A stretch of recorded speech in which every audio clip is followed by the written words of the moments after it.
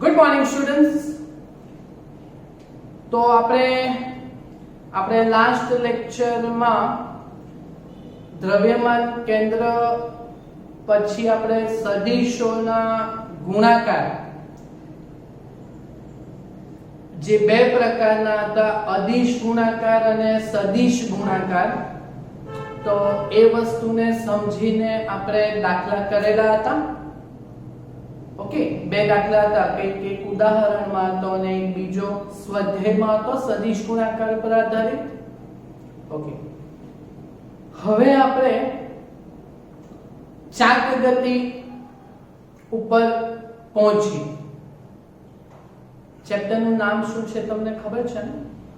તમારે જોવા પડશે આગળ પહેલા પાના પર તમારા નોટના. તો ચેપ્ટરનું નામ છે કણોના તંત્રો અને ચાક ગતિ. બરાબર? તો હવે આપણે ચાક ગતિની ચર્ચા કરીશું. ઓકે, હવે બરાબર સમજો ચાક ગતિ. તો ચાક ગતિ એટલે શું? આપણે ગતિ તો ભણ્યા પ્રકરણ 3 માં, પ્રકરણ 4 માં, પ્રકરણ 5 જો તમે ભણી ગયા હોય સ્કૂલમાં તો ન્યૂટનના ગતિના નિયમો એ વેગ પ્રવેગ આધારિત હતા, ભણી ગયા. બરાબર? ઓકે, હવે બરાબર શાંતિથી સમજો કે ગતિ એ બે પ્રકારની આવે. એક રેખીય ગતિ આવે અને બીજું ચાક ગતિ આવે. રેખીય ગતિમાં પદાર્થ રેખીય રીતે એટલે સીધો આગળ વધતો હોય. બરાબર? એટલે એનું ઉદાહરણ તમને હવે હું શું કહું? રેખીય ગતિ એટલે ખબર પડે કે નહીં? પદાર્થ એક જ રેખામાં ગતિ કરતો હોય તો એ રેખીય ગતિ હોય. બરાબર? અને જો પદાર્થ એક જ જગ્યા ઉપર એમ ભ્રમણ કરતો તો એવી ગતિને આપણે ચાક ગતિ કહેશું. કોણીય ગતિ, ચાક ગતિ. બરાબર? ને ત્રીજી ગતિ આવે તે આ બંનેનું મિશ્રણ એટલે રેખીય ગતિ અને ચાક ગતિ, એ બંનેનું મિશ્રણ. તો એ મિશ્રણનું ઉદાહરણ તમે તમારી સાયકલ, મોપેડ એની ગતિ ગણી શકો કે જેમાં ટાયર જે છે, વ્હીલ, તે ગોળ ગોળ પણ ફરે અને પાછું સીધું પણ જાય, એમ સ્થાન પણ બદલે ને. બરાબર? તો એ વસ્તુ છે. તો આપણે રેખીય ગતિ માં રેખીય ઝડપ એટલે રેખીય વેગ આવે, એનો સિમ્બોલ v. અને તેવી જ રીતે ચાક ગતિમાં રેખીય વેગની જગ્યાએ કોણીય વેગ આવશે. શબ્દ સમજ પડે ને? રેખીય વેગ એટલે v. તો ગોળ ગોળ ફરતું હોય તો રેખીયની જગ્યાએ કોણીય વેગ, એટલે એના માટે આપણે સિમ્બોલ આપશું ઓમેગા, w, સ્મોલ w. આપણે નિયમિત વર્તુળાકાર ગતિમાં આ વસ્તુની ચર્ચા કરેલી હતી. કોણીય વેગ ઓમેગા, કોણીય ઝડપ ઓમેગા ભણેલા હતા. ઓકે, તો રેખીય વેગ v અને કોણીય વેગ ઓમેગા વચ્ચેનો આપણે સંબંધ મેળવીશું. રેખીય વેગ એટલે એમ સીધો પદાર્થ જાય તે રેખીય વેગ વાળો, અને ગોળ ગોળ ફરતો હોય તો કોણીય વેગ આવે. અને કોણીય વેગ માટે સિમ્બોલ ઓમેગા. તો આ બે સેમ ભૌતિક રાશિ છે, પણ એક રેખીય ગતિ માટેની છે અને બીજી ચાક ગતિ માટેની છે, કોણીય ગતિ માટેની. તો રેખીય વેગ v અને કોણીય વેગ ઓમેગા વચ્ચેનો સંબંધ મેળવવાનો છે. અને એ સંબંધ મેળવીશું આપણે v બરાબર r ઓમેગા. શું મેળવીશું? v બરાબર r ઓમેગા. તો એ આપણે 2 માર્ક્સની થિયરીના સંદર્ભે આપણે આને લેશું. બરાબર? અને કરવાની સ્કૂલની એક્ઝામમાં પૂછાય પણ છે. તો આપણે ચાક ગતિ ભણીશું બરાબર, એટલે પદાર્થ એમ થોડું કેમ ખૂણા સાથે ગતિ કરે એમ, એટલે આ ચાપ જેવું આવવાનું, ચાપ જેવું, બરાબર, આખું નહીં ફરાવીએ, એમ થોડુંક જ ફરાવીએ તો આ ચાપ જેવી રચના કરશે, બરાબર. તો શાંતિથી જોજો, આપણે એક મસ્ત આકૃતિ તૈયાર કરીએ. તો આ x અક્ષ, આ y અક્ષ અને આ ઉગમ બિંદુ O, બરાબર. ઓકે, હવે આપણે એક કણ લઈએ, તે ધારો કે અહીંયા છે. ઓકે, તો એ જે આવવાનું તે આટલેથી આટલું અંતર આપણે r બતાવી, બરાબર. ઓકે, હવે આ કણ ચાક ગતિ કરવાનો એટલે કોણીય ગતિ કરવાનો એટલે ભ્રમણ કરવાનું, ભ્રમણ એટલે એમ તે ચાપનો રસ્તો ફોલો કરશે. તો અહીંયાથી આપણે ચાપ જેવું બતાવી, લાગતું છે ચાપ જેવું. આ પોઈન્ટ પહેલાનો P1 પોઝિશન, પછી અહીંયાથી ફરીને આ ધારો કે કણ અહીંયા આવે તો આ પછીની પોઝિશન તે P2, બરાબર. ને પછી આ કેન્દ્ર જ પડવાનું કે તો આ ત્રિજ્યા જ બનવાની. તો આ એટલેથી આટલું આ પણ એક ત્રિજ્યા r જ કહેવાશે. તો આટલેથી આટલું એને કોણીય સ્થાનાંતર કરેલું કહેવાય, રેખીય નહીં, ખૂણાવાળું, એટલે કોણીય સ્થાનાંતર કરેલું કહેવાય. તો આ જે આટલો અહીંયા કેન્દ્ર આગળ ખૂણો બન્યો તે કોણીય સ્થાન હોય તો થીટા, પણ સ્થાનાંતર કરેલું છે ને, પહેલા ખૂણો આટલો હતો x અક્ષ સાથે થીટા 1 ને પછી આટલો થઈ ગયો થીટા 2. તો આટલેથી આટલો ખૂણો બદલાયો તો આને આપણે કોણીય સ્થાનાંતર કહેશું ડેલ્ટા થીટા, બરાબર. ને આ જે આટલો બન્યો તે આ શું બન્યું, આપણું ચાપ બન્યું, ચાપ. બોલો, સમજ પડી આકૃતિમાં? અને એમ થોડોક એમ વર્તુળાકાર ભ્રમણ કરાવેલો છે આપણે પદાર્થને. ઓકે, ચાલો તો આપણે એને એક ગુજરાતી વાક્ય લખી દઈએ. ચાલો તો ગુજરાતી વાક્ય શું લખશું? તો આકૃતિમાં ધારો કે કોઈ કણ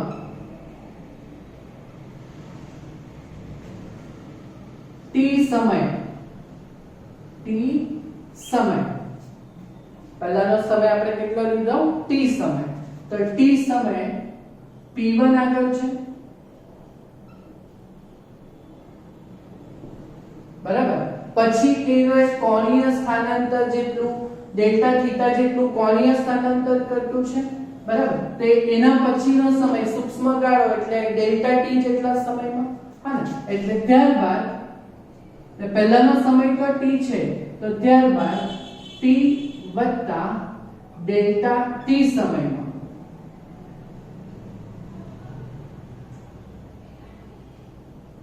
p2 આગળ પહોંચે છે.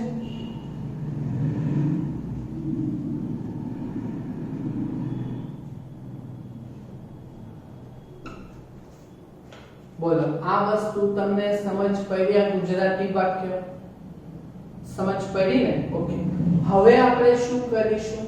તો આપણે બે જણા વચ્ચેનો સંબંધ મેળવવાનો છે. કોનો? રેખીય વેગ v અને કોણીય વેગ ઓમેગા વચ્ચે, બરાબર. ચાલો તો તમને ખબર જ છે રેખીય વેગની વ્યાખ્યા શું? તો ભાઈ રેખીય વેગ એટલે રેખીય સ્થાનાંતર ના છેદમાં સમયગાળો,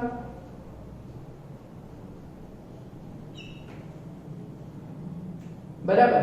તો એ આપણે આવી રીતે બતાવીએ, રેખીય સ્થાનાંતર એટલે ડેલ્ટા x ના છેદમાં સમયગાળો એટલે ડેલ્ટા t. આપણે પ્રકરણ 3 માં ભણી ગયા, બરાબર. તો રેખીય વેગ એટલે આપણે v કહીએ, v. ઓકે, અને બીજો કોણ છે? કોણીય વેગ. તો આ તમારે શીખવાનું. તો રેખીય વેગની જગ્યાએ કોણીય વેગ, એટલે સિમ્બોલ આપીએ ઓમેગા, W લખવાનું સ્વન તે આપણે એને બોલવા માટે ઓમેગા કહેવાય, બરાબર. તો રેખીય વેગની જગ્યાએ કોણીય વેગ, v ની જગ્યાએ ઓમેગા, તો અહીંયા શું આવશે વ્યાખ્યામાં? તો રેખીય વેગ એટલે રેખીય સ્થાનાંતરના છેદમાં સમયગાળો, તો કોણીય વેગ એટલે કોણીય સ્થાનાંતર, ખૂણાવાળું, હા ને? તો કોણીય સ્થાનાંતર ના છેદમાં સમયગાળો, બરાબર. તો બોલો અહીંયા શું આવશે? કોણીય સ્થાનાંતર એટલે કોણ, ખૂણો, ખૂણો, તો એ ખૂણો એટલે થીટા, પણ સ્થાનાંતર છે કોણીય સ્થાનાંતર એટલે ડેલ્ટા થીટા ના છેદમાં ડેલ્ટા ટી આવે. બોલો આ વસ્તુ બે તમને ખબર પડી, બરાબર. તો હવે આપણે રેખીય વેગ અને કોણીય વેગ વચ્ચેનો સંબંધ મેળવવાનો છે ને, તો આ આકૃતિ માટે આપણે આ આકૃતિ માટે રેખીય વેગની વ્યાખ્યા કરીએ તો કર્ણ રેખીય વેગ, તો કર્ણનો રેખીય વેગ v બરાબર, હા ને? કર્ણનો રેખીય વેગ v બરાબર રેખીય સ્થાનાંતર. હા, તો અહીંયા આ આકૃતિ માટે શું બનશે? રેખીય સ્થાનાંતર એટલે આ ચાપ બનાવેલો છે અને અહીંયા ચાપ, હા ને? તો ચાપ ભાગ્યા સમયગાળો, અહીંયા એને ચાપ બનાવેલો છે તો ચાપ ભાગ્યા સમયગાળો, બરાબર. ઓકે, એટલે v બરાબર, ચાલો ચાપની વ્યાખ્યા તો તમને આવડે ને? ચાપ એટલે ત્રિજ્યા ગુણ્યા ખૂણો, ભણી ગયેલા છે. ખૂણો બરાબર ચાપ ભાગ્યા ત્રિજ્યા, તો ચાપ બરાબર શું આવશે? ત્રિજ્યા ગુણ્યા ખૂણો ભાગ્યા સમયગાળો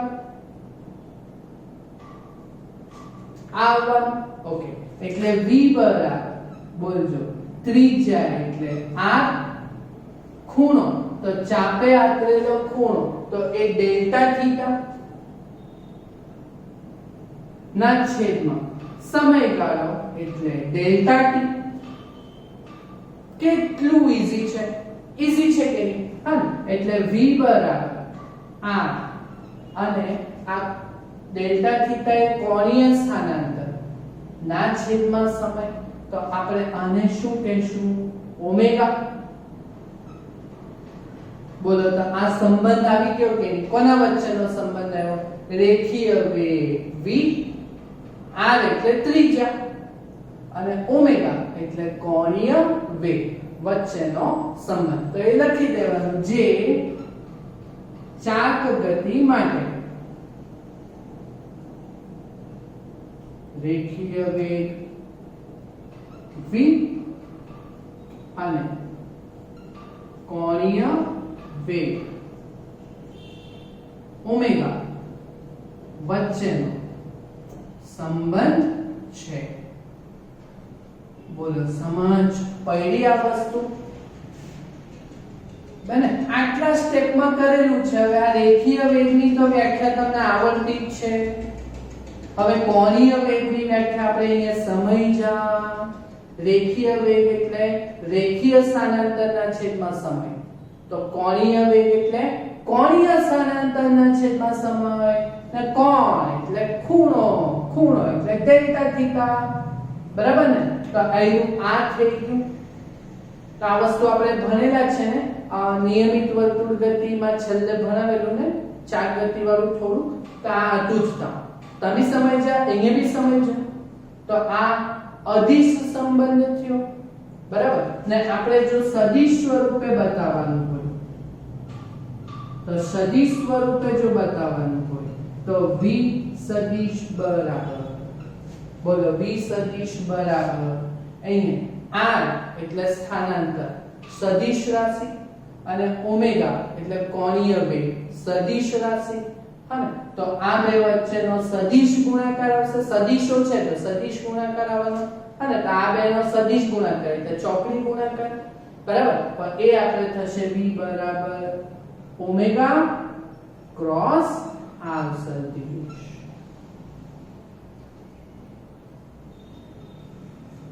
બોલો સમજ પડી વસ્તુ? હા, તો આ જો થિયરી પૂછાય તો તમને 2 માર્ક્સ માટે પૂછી શકાય. એકદમ ઈઝી છે.